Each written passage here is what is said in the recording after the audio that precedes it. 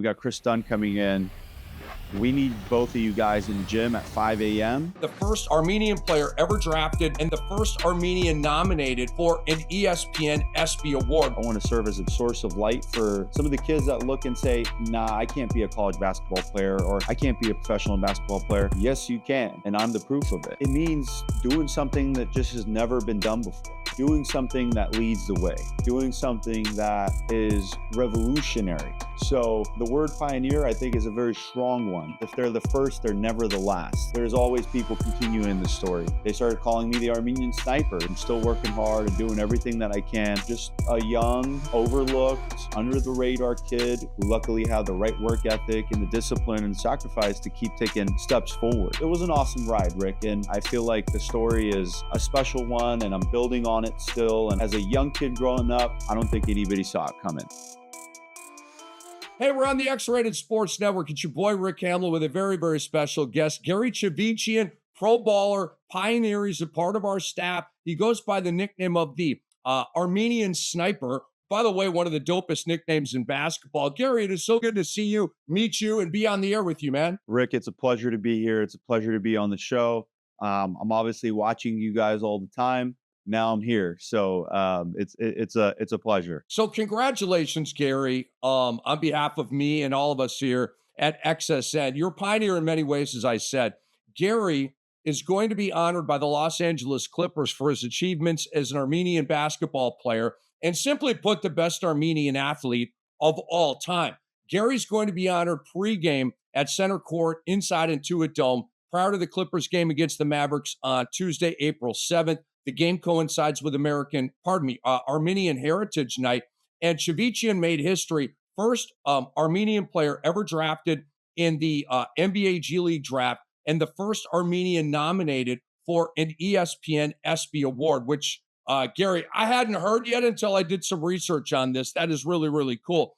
He spent the 2021 and 22 seasons with the Agua Caliente Clippers, an affiliate, of course, of the LA Clippers. So, Gary, please, I read that you were working out with your brother when you got the news that the Clippers wanted to honor you this way. Take us into that, the phone call, how it made you feel, and all that stuff. Absolutely, yeah. So we were in the gym. We're working out. We're getting the lift in, and we got a call from a Clippers rep, and they said, "Hey, what's your schedule look like on April 7th?" And we said, "No, what's going on?" They said, "Well, we want to honor you." And I was kind of thinking about how this is going to go, so I started asking some questions, and they told me, it's before the game, before the Dallas Mavericks game at home in the Intuit Dome. So super exciting moment, obviously. And the Clippers rep had great detail on me. So they went back and looked at everything that I've done from youth, from high school to college and Division I basketball, to the G League, to the NBA, to the NBA Summer League, to my professional experiences overseas in Lebanon and Dubai. And they started listing out my accolades. And, the Clippers rep said, "This sounds like an historical story. This sounds like something that we want to honor, that we want to recognize." And in all reality, they were talking about potentially the greatest athlete of all time. Now, I don't want to go that far because there's been tremendous Armenian athletes in the sport of MMA, in the sport of really soccer. Really, if you go throughout history, there's been tremendous athletes in the fighting world, in soccer, and boxing, and wrestling. So I would never call myself that, but they're recognizing me for my many firsts on the court as an Armenian. Even some of my Division I college basketball achievements, like finishing fourth in all-time three-point field goals made at Idaho State, being the second leading scorer at a 23-win season with the University of Pacific, obviously being drafted into the NBA system, playing in the NBA Summer League with the Milwaukee Bucks. A lot of this is historical, and for me, it's inspirational. Hopefully minorities, not just Armenians, but just minorities all across the world, they can look at this and take something from it and say, hey, if he can go this far, if he can make a thing or two happen, maybe I can too, right? And I think that's what I want to serve as is I want to serve as a beacon of light, a source of light for some of the kids that look and say, "Nah, I can't be a college basketball player or I can't be a professional basketball player." Yes, you can, and I'm the proof of it. Gary, that's amazing, man. That is amazing. You are a source of light. There's no question about that. This is going to shine a lot more light on you, my friend. You're going to be at Glitzy Intuit Dome with thousands of people, and there will be more coverage of this. And you deserve it all, man. And we're all psyched for you, Gary. We really are. When I say the word, and when other people call you a pioneer, where does that take your brain? It means doing something that just has never been done before, right? Doing something that leads the way, doing something that is revolutionary. So the word pioneer, I think, is a very strong one. And one thing I know about pioneers is if they're the first, they're never the last. There's always people continuing the story. There's always people carrying that weight shortly after, right? So I think that's where it gets interesting is when there's a first, there's usually the first is never the last. It's a great answer, my friend. So let's kind of go through your upbringing a little bit, Gary. I want to get to know you better. I want our audience to get to know you better. Born in LA, what was that like? And also, when did you pick up a basketball first? When did you first start hooping and first put that ball through that hole? Yeah, no, I was a young kid. I was about 5, 6 years old. I started playing basketball. Obviously, I love the game. Super passionate about it. Went to Armenian school till like 8th grade. So it was an all Armenian school. I was in an all Armenian circle, and I thought I was, like a god on the court. But when I was going into high school, my older brother, he said, "Hey, look, like, if you want to do this at a high level, you got to be around, kids and communities that are taking this extremely seriously. This is their life." So I said, okay, all right, what's next? So we decided to go to Almeny High School, which is an American high school in Mission Hills.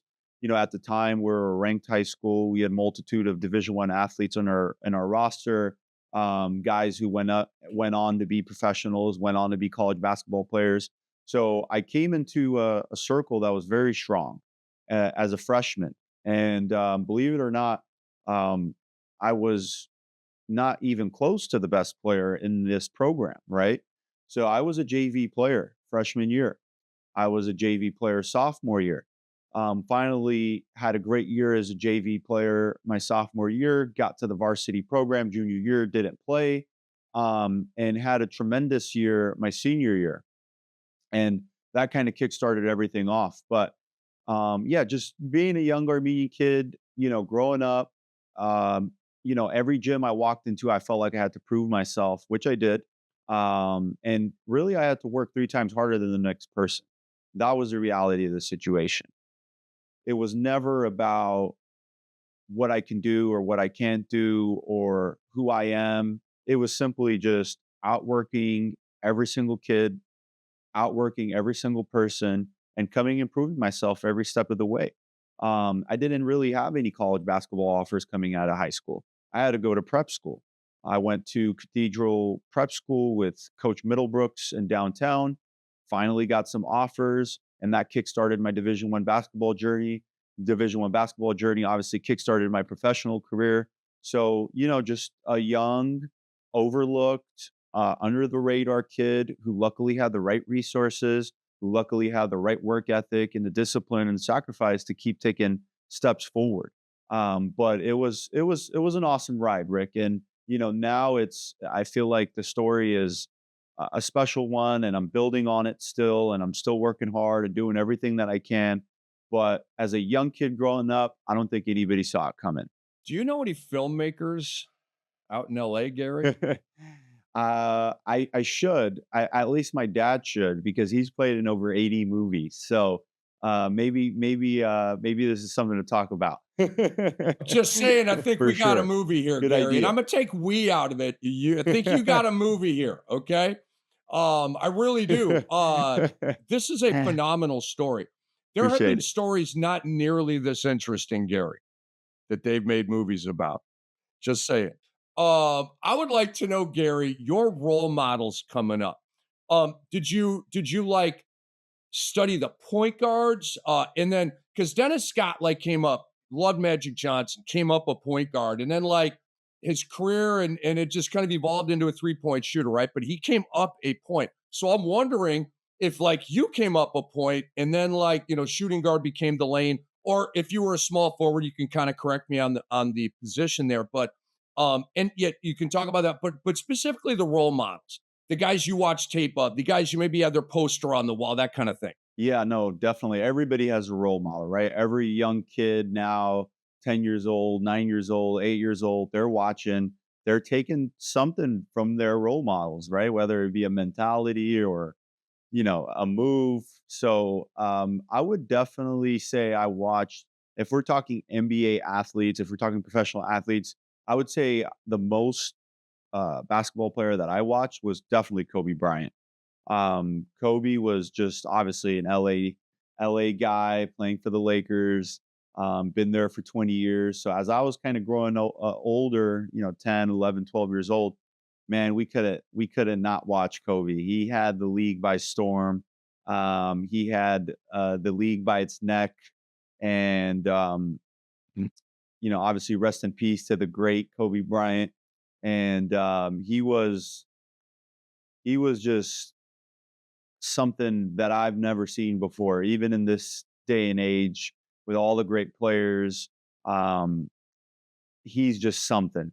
His tenacity, his focus, his drive, the way he would will his way, the way he would just dominate the league night in and night out, whether he had back pain or a broken finger, or it was just never before seen. So his mentality, I think, his will, his discipline, I think, impacted millions of people, millions of kids throughout the world.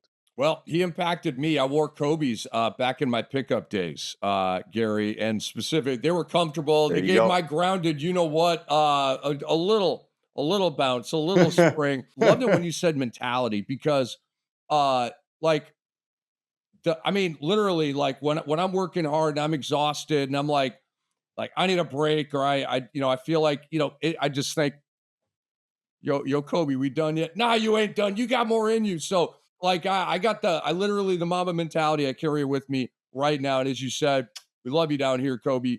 Rest in peace. All right, we are hanging out. Gary Chivichyan and Rick Camley here on the X-Rated Sports Network.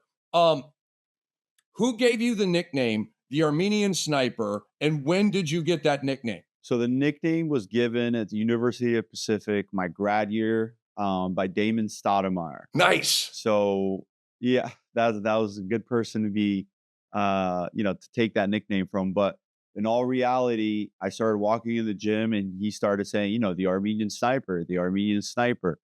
So and it just kind of stuck with me, and I took off with it. I remember I had a game tying buzzer beater, third overtime. I think it was a third overtime shot against St. Mary's. It banked in, and my name started really going viral. The news started coming in, KCRA News, and all this stuff, and they started calling me the Armenian Sniper. Coach Stoudemire kept calling me the Armenian Sniper, and that branding just took off, and it never stopped. And it kept growing and growing and growing. So, they say nicknames are earned, not given. You should never give yourself a nickname. So I think that's a great question because, yeah, I mean, I didn't come up with the name. I didn't even think of the name. It flowed, and I guess I got to thank Coach Stodd for that. So Again, I'm not really an entrepreneur. I maybe dabble in some creative thinking that could be construed that way, Gary. I think we got another. Pardon me. I think you got another idea here. I think you need to put it on a T-shirt. I do. And have a guy like do a little like cartoon caricature of your face, right? And like put it on there somewhere so it's not just the Armenian sniper. It's Gary Chivichyan is the American it's sniper me. or the Armenian Yeah, sniper. You yeah, know what yeah. I mean? Yeah, it's not like some guy in the mountains No, no, with no, no. It's a good with a 50 little cal. Yeah, basketball it's too, me. right? And let him know. Let him know. You're I you're just love it. shooting shots, man. You're just shooting shots. Oh man. Hey, see, tons of business opportunities here for Gary Chivichyan. All right. we talked about this in our production meeting, and now's the time. I said, "Don't answer this. Let's save it for the air." How many jumpers do you get up a day, Gary? Minimum, I would say a minimum would have to be 300 to 400 is bare minimum.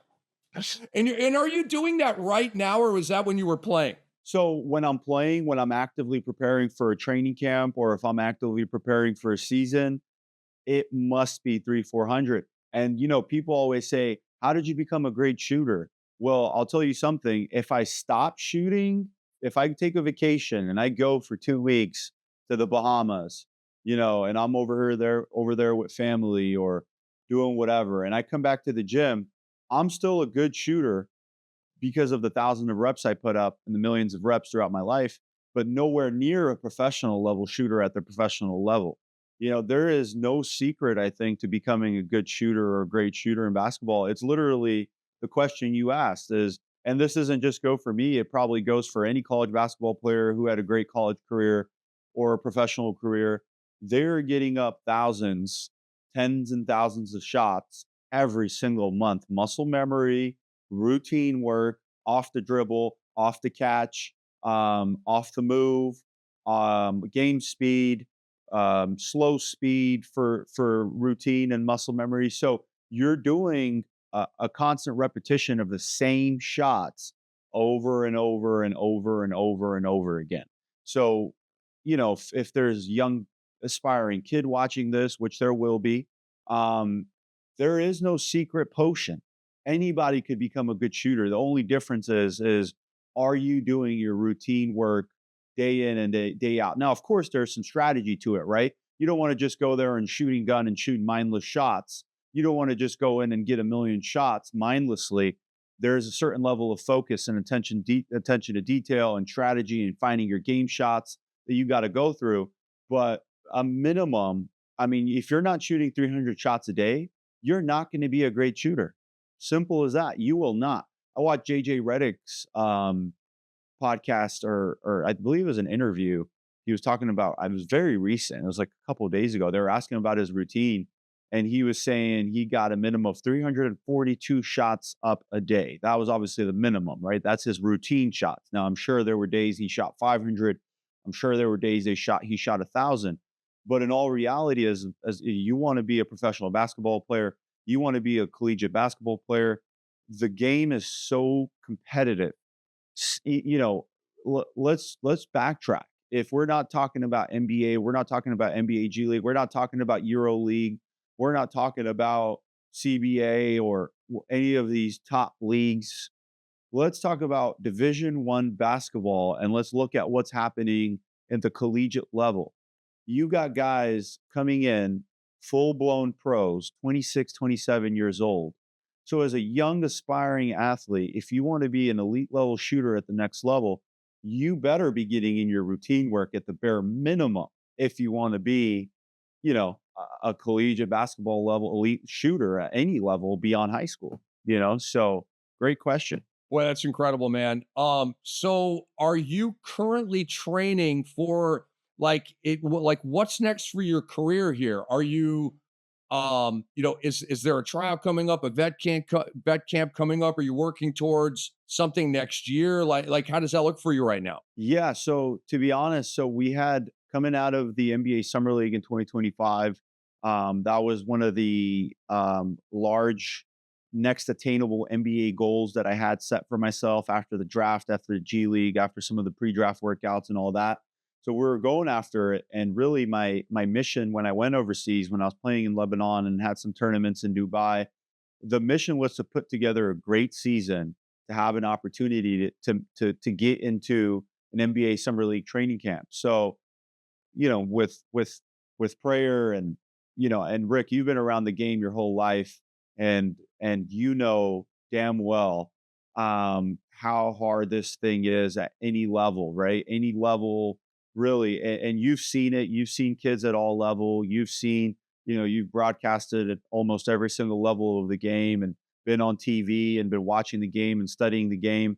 So the next attainable NBA goal was for to get into the NBA Summer League, and luckily we got a call. My agent, Ara Vartanyan, who's been in the NBA for over 20 years, He's been tremendous assistance and a tremendous agent this whole process. He's been a reason why I've been had some of the opportunities that I had as well. But we were in Lebanon. We're having a tremendous season, averaging 17 points per game. This was 2025, last year. 17 points per game, 40 plus from the three, 50 plus from inside the arc, 85 plus from free throw.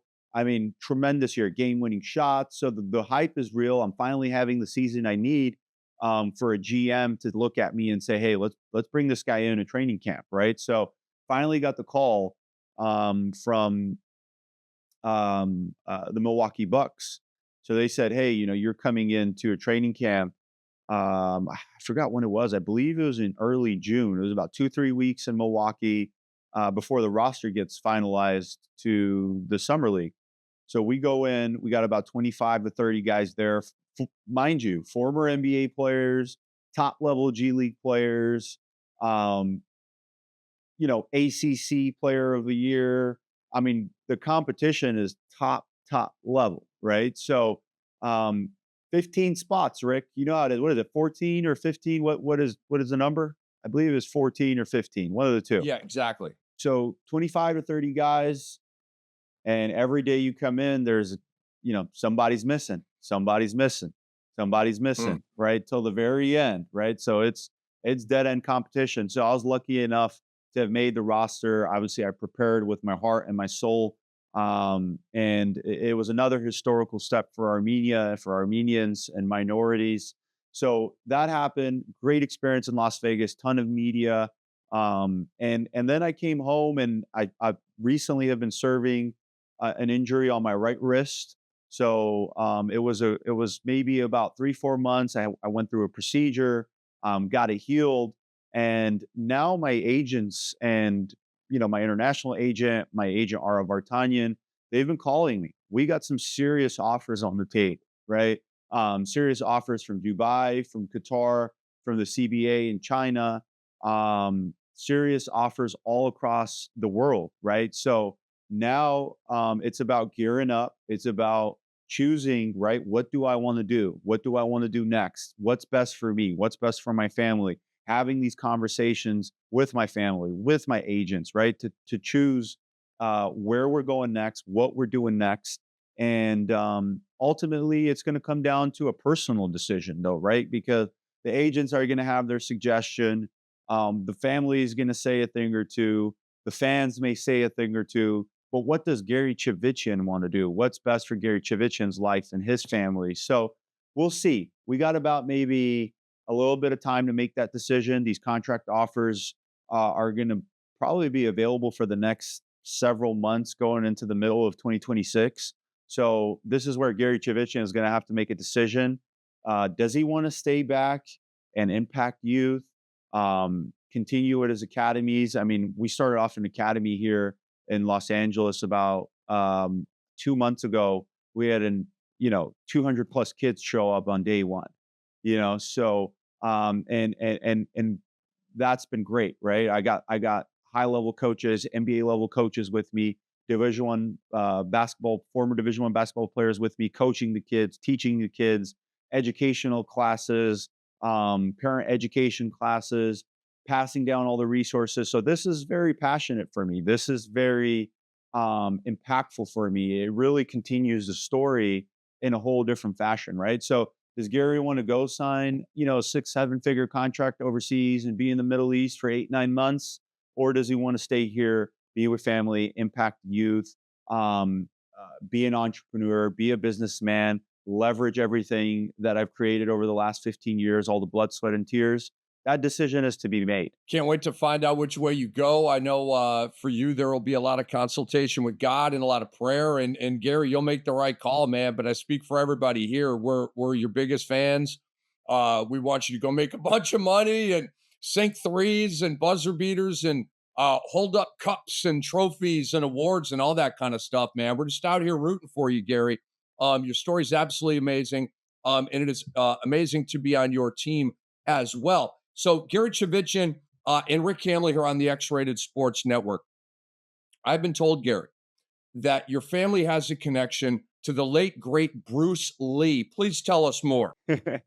Oh yeah, no, this goes way back. So my dad came to America about 40 years ago, and he was a great um, athlete. He was an Olympic level judo athlete. He was competing in world tournaments all across the world in Russia and in Armenia and Europe. So they brought him here in the U.S. To compete. He was also at the time, MMA and UFC hadn't fully matured yet, so they were doing a lot of underground fights. But he came across a mixed martial arts and wrestling legend named Gene LeBell, and Gene LeBell was known as first of all, an unbelievable movie star.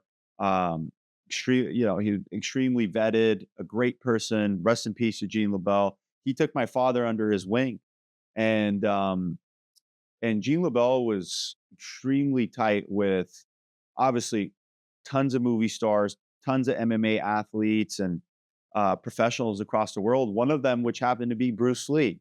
So my family obviously was connected to this very unique crowd, very well-known crowd, and it started with my dad. Right, it started with my dad. My brother picked it up, but it started with my dad, and obviously, my dad played in 80 movies afterwards, and learned a lot from Gene LeBell, learned a lot from Bruce Lee, and went on to be one of the greatest, if not the greatest, grapplers and mixed martial artists of all time for Armenians in his respective sports. So from what I've heard, and spending time with Gene LeBell and spending time with some of these movie stars and everything, I've heard Bruce Lee is a tremendous guy, tremendous character, and Gene LeBell was as well. Gene LeBell, if you don't recognize the name, a quick Google will tell you everything about him.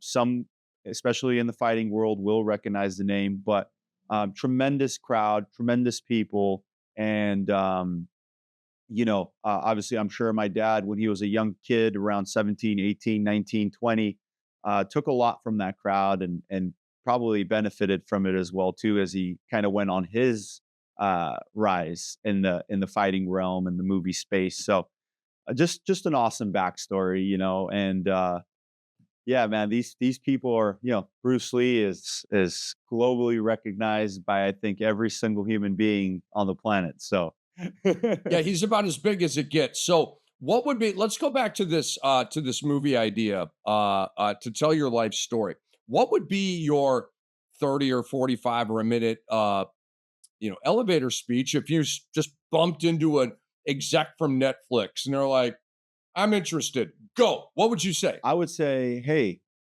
I'm a pioneer. I'm the first Armenian to ever have done a lot of things in the collegiate basketball space. First Armenian to ever do a lot of things in the professional basketball space. I'm a leader in the industry. I'm a leader for minorities. I speak all across the world.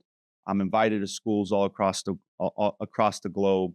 I have some amazing footage, amazing content, amazing story and backstory that starts with me and ends with my family. That goes way back to 1975 with the biggest movie stars, the biggest athletes, and the biggest rodeo and journey that I know for Armenian sports history. So, and I'll just leave it right there. That's perfect. So we're gonna hire a script writer, and they're gonna start building sets, and we're on it. Where you sold us, Gary. You sold us. Start turning the I love it. wheels. Put his name on the marquee and all that, man. So let's talk about the D League or G League. I've got D League cufflinks on. Yeah, back in the day, from way back. 2017 they switched from D League to G League, but let's call it the G League. What do most fans get wrong about the G League, Gary? What do fans misunderstand about the G League? The G League is the second best professional basketball league in the world, in my opinion, right? Different people could have different opinions on that. There's the Euro League, there's, a couple other very notable and high level leagues. But based off of my personal experience of what I've seen, first of all, a lot of players in the G League play in the NBA back and forth. Um, we practice nearly in the same facilities for some organizations. I don't know about most, but an extremely competitive landscape with some of the best basketball players in the entire world. I remember when I was with the Clippers, our head coach Paul Hewitt, he said, "Hey, you guys sitting in this room are in the top 700 best basketball players in the world," and he really meant it. And when you look at the competition, when you look at who's around you, these are some of the greatest basketball players that exist on planet Earth, right? Some of the most athletic, some of the most competitive, and it is a dog fight. You're you're not guaranteed anything. You're not guaranteed a minute. You're not guaranteed tomorrow. So you got to come in and show up every single day. You got to compete every single day. And it's a battle. You got 2 to 3 hour workouts, practices a day. You got long bus rides. You got guys coming down from the NBA who are maybe on two-way contracts or being converted from a standard contract to a G League standard contract. So it is one heck of a ride. It's an honor to be able to play inside the G League. It's an honor to be able to build your brand inside the G League, and that's one thing I think, Rick, that you've probably seen in your career with the D League cufflinks is just how much the league has advanced, right? How much more marketing there is, how much more PR there is, how much more, in a sense, attention and focus there is on the G League nowadays, right? And the NBA uses it as their almost like their second roster, right? They're calling guys in, they're bringing guys down, they're sending guys into training camp, they're bringing them back. So it's become a vital part of the league, and it's become tied it right in with the NBA and everything that they're doing with their teams. So it's a special place, and it's a tough place, right? It's not somewhere that you just walk in and say, "Hey, I'm here. Let's have some fun." It's a dogfight, you know. So people need to understand that. I've always been really impressed with how hard G Leaguers, D Leaguers, and Summer Leaguers play. It stood out every single time. And it's not just the Miami Heat. And they were always bringing the wood at Summer League, no matter what. I mean, diving on the floor Mhm. like they all understood the Heat culture assignment. Like, I ain't making this team if I don't fit their culture. And so you'd see Mhm. guys playing to that. I thought that was super cool. But just they were all playing hard. There's no like some NBA teams like don't feel like playing one night, they'll let go of the rope. That never happens in the G League or the Summer League because there may be a couple of guys like that, but then there's seven other guys. They're not even there for the scoreboard. They're there to put good tape and audition for jobs. You know what I mean? So they're just executing and trying to They're be the best fighting. version of Yeah. themselves. But it's a great dynamic. Chris Dunn, coming out of college, I really liked him. His career sputtered a little bit, right? Bounced around. He was a top 10 pick, out of the league, and then kind of on this yo-yo. He's with Ty Lue, and it's just a perfect fit. Kind of like Davion Mitchell with Spo down in Miami. Like, you got to get with that coach that's just that perfect fit. So you worked a lot with Chris Dunn. Take us into that story, maybe the friendship that ensued, and give us that story if you could. Yeah, no, it's an awesome one, man, and I'm so happy for him to see him pick back up where he left off and kind of put together a really good season this year and really for the last several years now. So we're in the midst of a G League season, and he signed a contract with the Clippers, right? And he joined our roster. So he came in a little out of shape. You can tell that he wasn't at his 100% self, and he was crawling his way back in. And coach called me and said, "Hey, Gary, we got Chris Dunn coming in. We need both of you guys in the gym at 5 a.m. every single day because we want to help him get into top tier shape. So we need you guys to play one on one. We need you guys to compete. We need you guys to work out. We basically, in a sense, want to use me to get this guy into shape and get him back into top tier level." right? So, and I was like, I was up for the opportunity, be obviously, as you know, and as we talked about, being an underdog and being an Armenian kid growing up in this sport, you take any opportunity you get, and every opportunity is a blessing, right? So they're like, "Hey, we want you in the gym at 5 a.m. every single day, Monday through Sunday. No excuses. Game day, practice at 2 p.m., 6 p.m. We need you at the gym at 5 a.m." So would show up and would go through some drills, would compete, and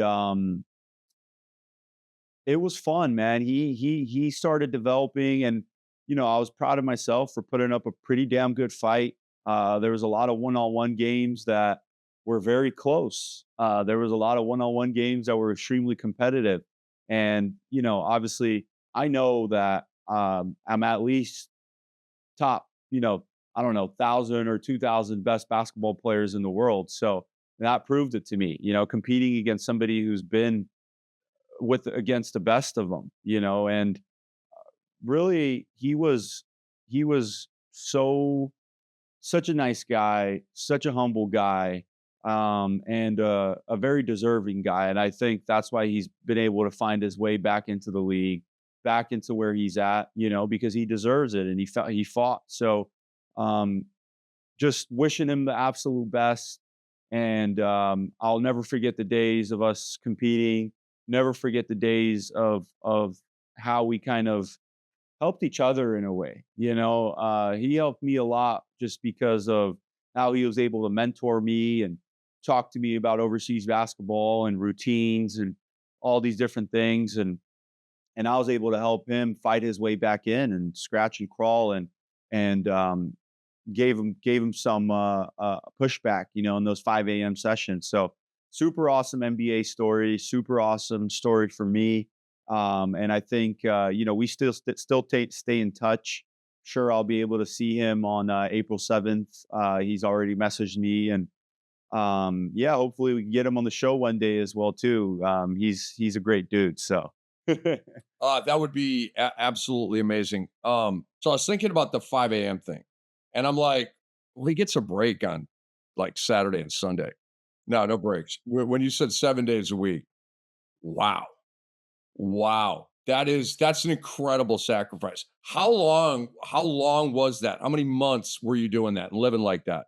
I want to say a 2.5 months of just 4:30 alarm clock, 5 a.m. on the court. We would sleep right up, right up the facility, and we'd just, wake up, wash our face, brush our teeth, 5 a.m. to 7 a.m. We're on the court, shower, whatever, go to sleep, come back for practice, and then whatever else we had after, weights or so it was like 2 to 3 months of just a little bit of brutality, to be honest. But it made me better, right? It made me better. It made him better. It helped us maximize our potentials, right? Whatever my potential was, I went on overseas after that year, had a tremendous couple years, got into the NBA Summer League. He went on and had tremendous couple years afterwards, went to, I believe it was Utah, and then found his way back to the Clippers. So maybe those 3 months were a complete turning point for both of our lives, right? To help maximize our well-beings, our careers, our financial earnings,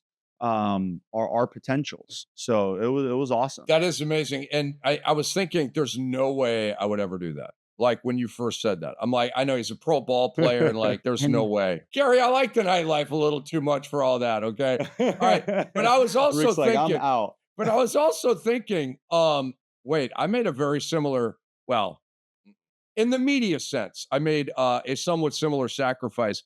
I had the NBA TV job, and so we're working very late, right? We're up until shooting until 2:30, 2:45, whatever it is. And you do on a 13 game Wednesday night, right? Like it's a long night. It's great work, but and so I took a morning show, Gary, in Atlanta. And my NBA TV bosses blessed it. I was like, really? You guys are letting me do this? Thank you. But I took a morning show, Gary, 6 a.m. to 10 a.m. Oof. So it wasn't every night, but there Damn. were a lot of nights where I'd get home at 3:30, take an hour and a half nap, and like get to the radio station in the nick of time for the show. Like it was a mad, mad, mad hustle. So, Jeez. so I take it back. I would do it. I kind of sort of did it. When the money's there, bro, and when the dream is still alive and you're still climbing, and yeah, you do it, man. The answer is yes. We're in the yes business, Gary. 4 hours on a radio station is no joke, though. I can't lie. It wasn't solo. I did have two co-hosts actually because it was a morning show. They tend to be Okay. more Whew. more, I don't know what the word is for it, but more of a party maybe. But I wasn't alone, Mhm. but I was on probably an hour and a half of sleep, and but you just gotta go. Red lights on, time to go. Do you want the You gig or go, not? yeah, you're on. Time to Figure out, dance, have a cup Gary. of Time to coffee. dance. Uh they tell me you've got a Dwight Howard story. How do you know him and what's that all about? Yeah, so the Dwight Howard story was, it was in 2023, 2024. We were in the Dubai International Championships. It was Lebanon versus uh, Philippines. I believe he was coming from a team in the Philippines. So yeah, it was insane. I believe on their team was also Andre Robinson, who played in the Oklahoma Thunder. For those who don't know him, and then there was also Andre Bloch. Is that how you say his Yeah, name? I think it was Blatch, but you're right on it. Yeah, Blatch. the Washington Wizard. Yeah, Exactly. yeah, yeah. So there were a team of like former NBA players, and then of course some of the international guys. But yeah, we competed against them in the Dubai International Championship. By the way, I uh, hit the record for most threes in a game in the international championship, which was 8. But we lost against Dwight's team. So it was fun though. After the game, I went up to him.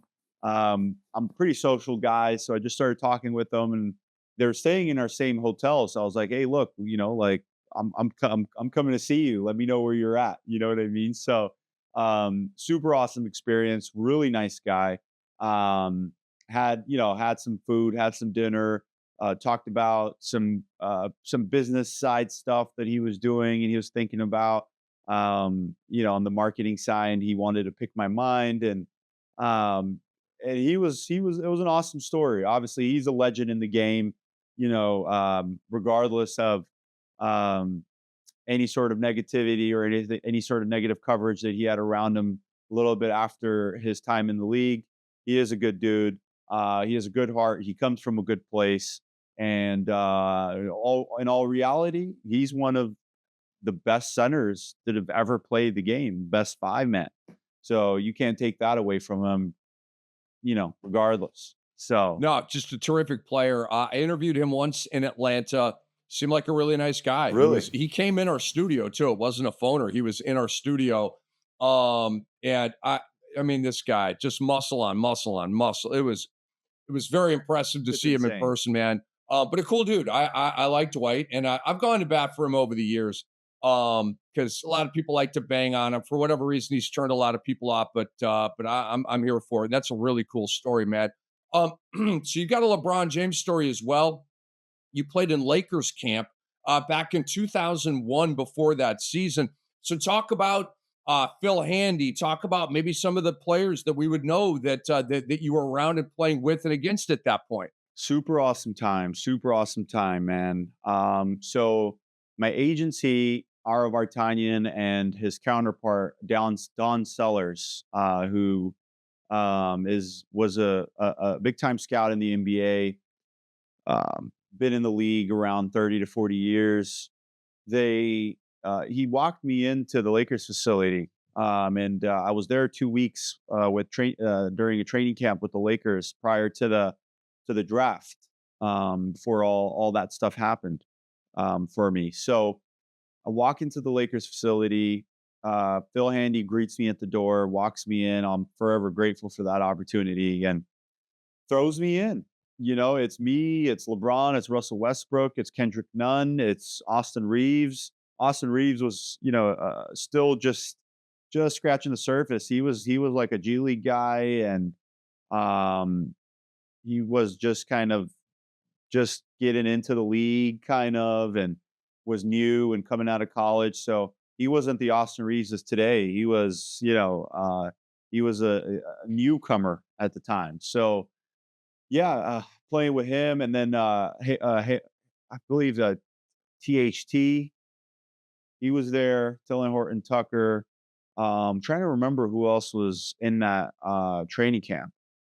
There was a couple other guys, but those were some of the notable ones that I could, name right off the bat. I walk in the gym, sit on the side, start tying my shoes to get ready. I'm looking on the left side of the court. I'm seeing LeBron James over there working out with Phil Handy. I'm looking on the right, Russell Westbrook working out with, and then one of the assistant coaches, and I'm just like, damn, I'm about to hop into this. Like, this is crazy. So, an awesome experience. I performed very well, which obviously got me some opportunities at other NBA training camps that I went to. I went with Houston, I went with the Warriors, I went with Sacramento Kings, and there was one more. But so it led to some other opportunities, and then ultimately I had that seventh pick, second round draft pick that happened. So that was awesome. But yeah, I mean, a tremendous kind of experience. I mean, not often you get a chance to be around some all time greats and compete against them. So those 2 weeks, shout out to Ara Vartanyan, shout out to Don Sellers, shout out to Phil Handy for walking me in, giving me that opportunity to be able to prove myself, right? Because you could work out all you want, you can go as hard as you can, you could do everything you want, but if you don't have the opportunity, you're not walking. You're not walking in those doors. So, yeah, man, it was tremendous, Rick. It was tremendous. I mean, especially an LA kid, and a Kobe guy, right? Yep. And to be in that facility, sharing those courts with those guys, sharing those walls with those guys, that's absolutely incredible, man. I mean, that's the big boys right there, right? That's I the mean, big boys. Russ and LeBron. I mean, think about it, that's not. I'm just saying, those are the big boys right there. Yeah. I mean, we're talking about LeBron's on the Mount Rushmore all time. Russ is the GOAT of many, many things.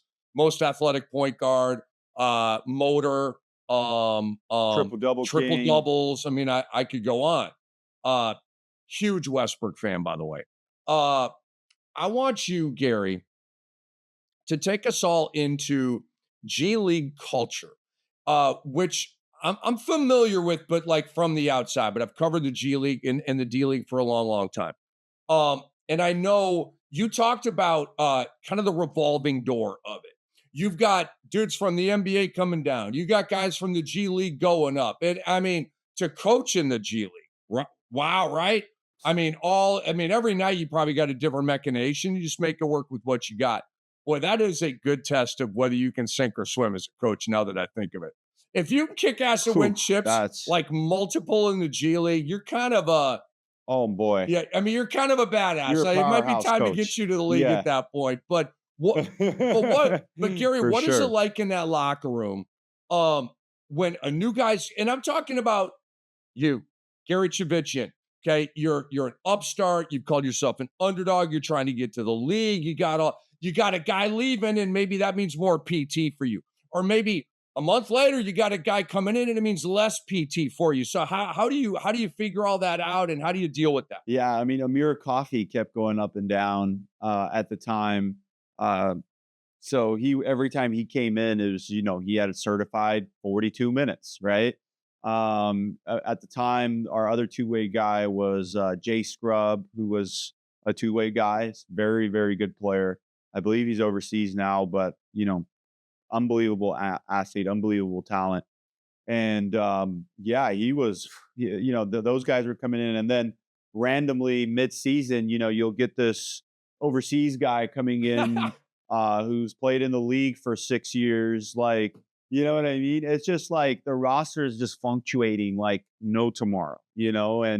Um, and then you got trades happening, you got guys being waived and guys being signed. So I mean, like you said, as a coach in the G League, and it's just like, what do we do here, right? You got to constantly adjust. You're taking also commands from the GM, so it's no joke. So sometimes you got to play somebody, right? Sometimes the GM calls and says, "Hey, we need this guy on the court for 40 minutes. We want to see him." So as a coach, you gotta say, okay, well, let's we got to do what we got to do. I'll adjust the game plan accordingly. So it's tough, man. It's tough. And, as Gary Chivichyan, you enjoy the ride. You come out, you work hard, you get better every day.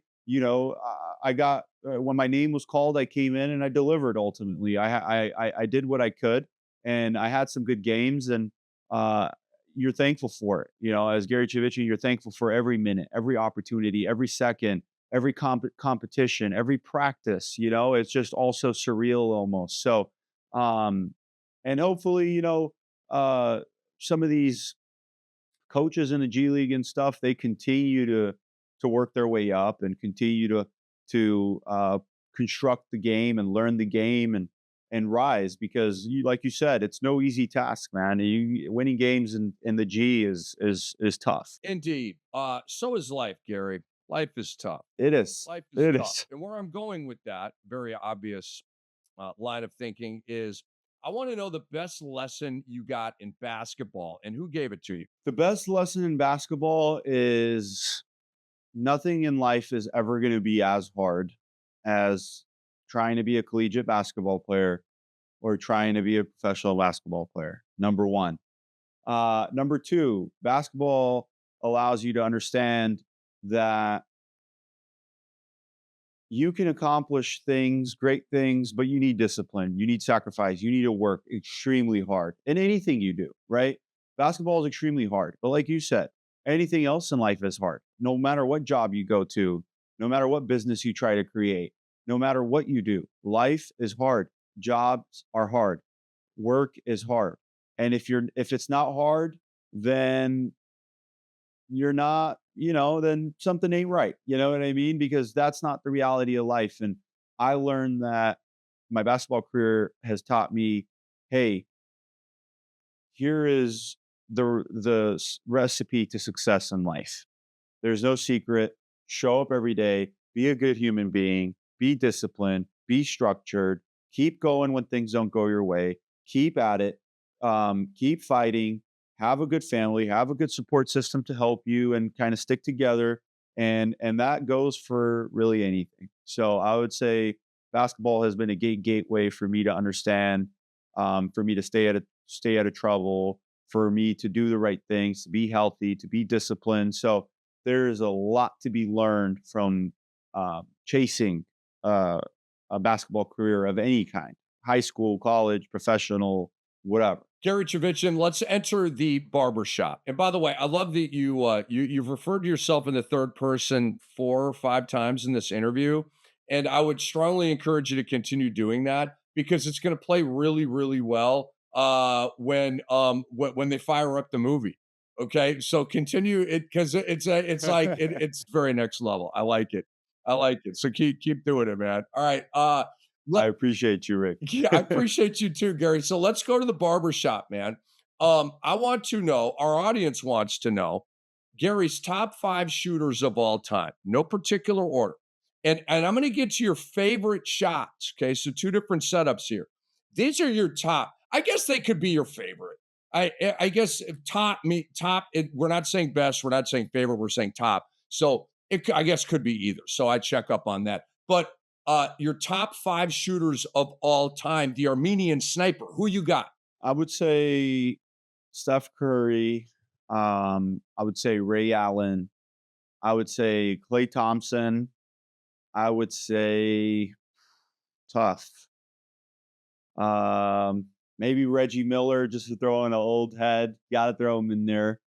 And who can I put in that last? I feel like I'm missing somebody, but Uh, I'll go with Damian Lillard yeah, just to give him I some didn't want to. I respect. didn't want to say it. That was the Yeah, name I was just gonna yeah. say. I was like, waiting. Okay. Okay, Dame. That is a great list. Steph Curry, greatest shooter of all time. Ray Allen, who at one point was the 3-point leader. Clay Thompson, second Mhm, best shooter of all time, in my opinion. Reggie Miller. mhm. Um, Old school guy. no. I know. I mean, I'm just trying to. I'm slotting this out. To me, Damian Lillard and Reggie Miller. Right now, I'll call it a tie. That to me, they're tied for the best clutch shooters in NBA history. I'm probably leaning Dame a little bit too on that, and not recency bias. I lived Reggie Miller's whole career, Of course. and covered a lot of it too. But that's a great list right there, man. I mean, dude, Dame has 2 walk-off buzzer beaters to end playoff series. Nobody else has done that. Nobody. Nobody else has done that. I think Jordan did it once, right? The shot over Elo. But yeah, I love that list, man. All right. One more. Let's talk your favorite shots. Could be the Derek Fisher point four shot in San Antonio, just like the famous shots in NBA history. So, what are your 3 favorite shots? I would say Kawhi Leonard. I believe it was the Eastern Conference Finals with the ball bouncing and bouncing and bouncing and rolling in. That Yeah, was they got it for you. absolutely insane. Yeah, that was insane. And there it is. Yeah, that was tremendous. And then I would say, What a moment. yeah, this was Let's linger on that for just a second here. That was a 4 yeah. bounce. It was the second round. Because that was the that got him to the East Finals that year. Yeah. So, but have you ever had a 4 bouncer go in at any point in your career, let alone like a huge shot or a big time shot like that? Honestly, I haven't seen. I'm personally, I haven't had it. I had a bank from half court that went in at a three overtime game, but this is I haven't seen this. I mean, I don't know. I mean, I might just stop at this right here because this is just like imagine watching this live, which I did, and I'm sure a lot of us did. You're just like watching and watching and watching. I mean, like this is tremendous. So I'm just gonna stick with this as my all-time favorite um, buzzer beater and really NBA history. I mean, there's been some tremendous buzzer beaters. Don't get me wrong. Kobe has a lot. Michael Jordan obviously had the very notable one that we all know about. But this right here, this goes down as my all-time favorite.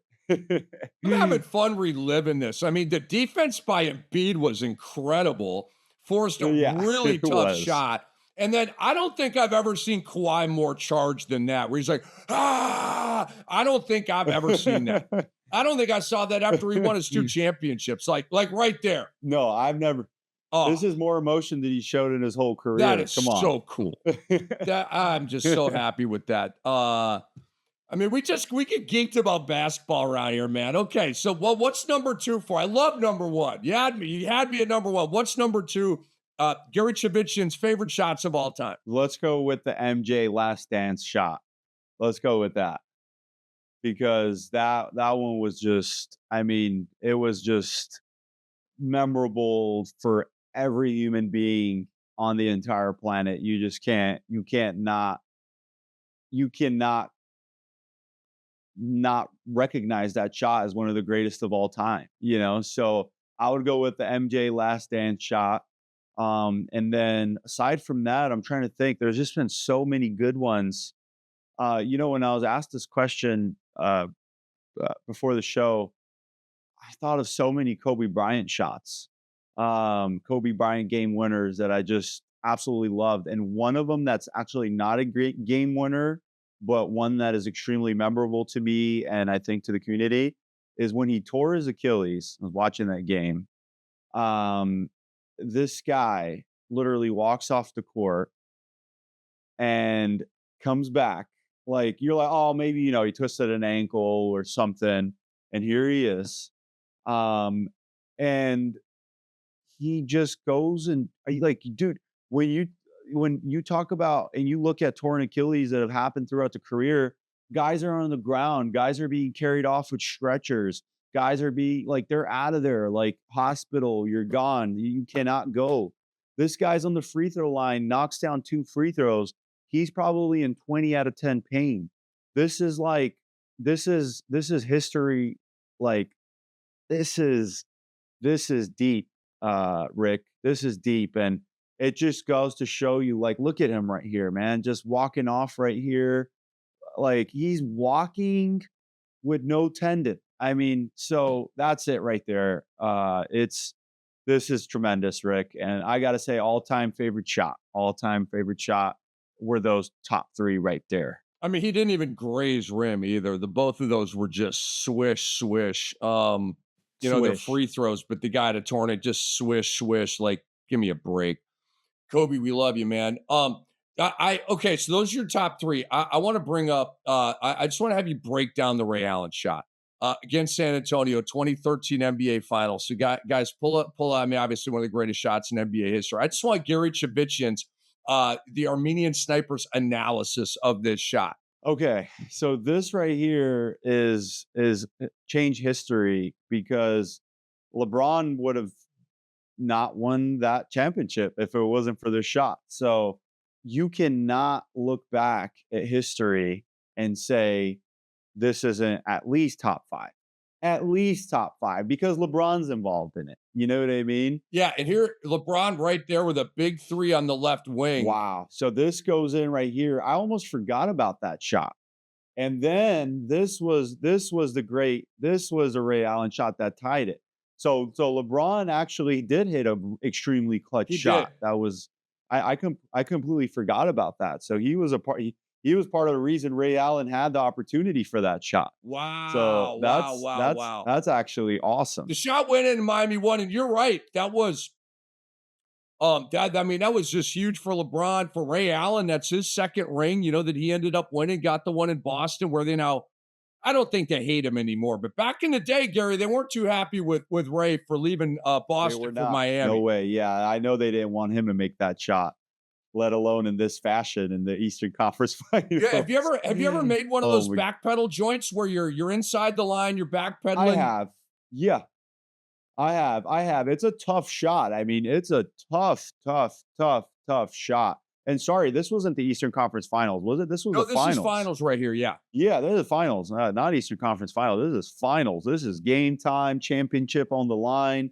You're going home, and you got a backpedal Exactly. three after a big LeBron three. I mean, come on. Exactly. No, if he doesn't hit this, they're going home, and you in San Antonio They're gets going home. It's and San done. Antonio's Yeah. got six rings, in the Pop era, and not five. Yeah, there's so much history on this shot. It's insane. LeBron would have three rings, not four, which would be huge. He would not be a Mount That Rushmore. would be huge. He would not be a Mount Yeah. Rushmore with three rings. He wouldn't. No way. Like Duncan Yeah. would probably be in there over him, or actually Kobe would, Mhm. because Kobe's five on my Yep. list. Yeah, I mean this is just absolutely gigantic. Man, And oh Gary, man. so are you. Thank you. Gary, so are Thank you. you. Thank you, Rick. We are so proud of you, man. The celebration and the Clippers honoring you before the Mavericks game on April 7th. It's just incredible, dude. It's such an honor. It's an honor for us to work with you, for me to interview you right now. Hopefully we can work something out where I come out to LA and we kind of really turn the spotlight on you XSN style, so we can hopefully work that out. But Gary, thank you so much, man. It's a blessing to be here talking with you, and I appreciate you, man. Rick, really appreciate you guys having me. It's an unbelievable, blessing for me to be able to be interviewed by somebody of your caliber, Thank you. somebody who's been through the whole system. You've been through it all levels, every level of the game, interviewed some of the biggest basketball and athletes in the world in the history of the game. And I'm sitting here with you. Man, that's a big pleasure. Thank you, Dr. X, for putting this opportunity together. Thank you to X-Rated Sports. This is a dream come true. So look forward to April 7th. Indeed, Gary. Thank you again, and I will see you soon, and we will meet for the first time in person. I look forward to that. Absolutely. Absolutely, Rick.